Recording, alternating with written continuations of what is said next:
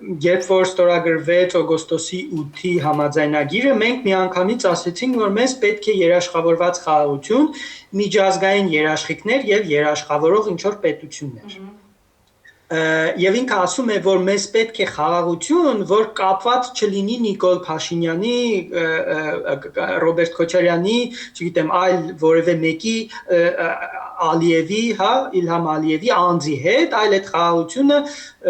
եթե երաշխավորված է միջազգային երաշխիքներով ու պետություններով, լինի հարատև եւ կայուն, որ մենք չվախենանք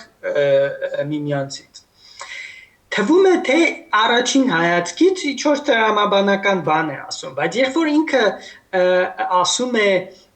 ուրեմն որպեսզի խաղաղությունը լինի անձից չկախված, պետք է ուրեմն մենք ունենանք միջազգային երաշխիքներ եւ երաշխավորող պետություններ, այ հենց այն պահին, երբ որ ինքը ասում է միջազգային երաշխիքներ եւ երաշխավորող պետություններ, պարզ է դառնում, որ ինքը ամբողջությամբ հակամարտության տրամաբանության մեջ է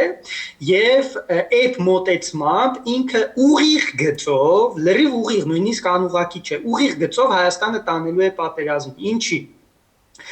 Հենց որ ինքը խոսում է միջազգային երաշխիքներ եւ երաշխավորող պետություններ, դա նշանակում է, որ եթե կողմերը միմյանց նկատմամբ այդպես հանդես գան, ասեն Հայաստան Ադրբեջանին ասի միջազգային երաշխիքներ է ինձ պետք, Ադրբեջանն է Հայաստանին ասի միջազգային երաշխիքներ ինձ է պետք, որում ինքը հենց այդպես էլ ասում է, որ երկու կողմերին էլ պետք են այդ երաշխիքները։ Սա հետևանք է նրա, որ կողմերը չեն վստահում միմյանց։ Սա շատ կարևոր հանգամանք է հասկանալու համար։ Դու երբ ես դու ուզում ինչ-որ բանի միջազգային երաշխիքներ, հա? Ասենք Հայաստանը կամ Վրաստանը հո միջազգային երաշխիք չեն ուզում իրար նկատմամբ, որ իրար վրա չեն հարձակվելու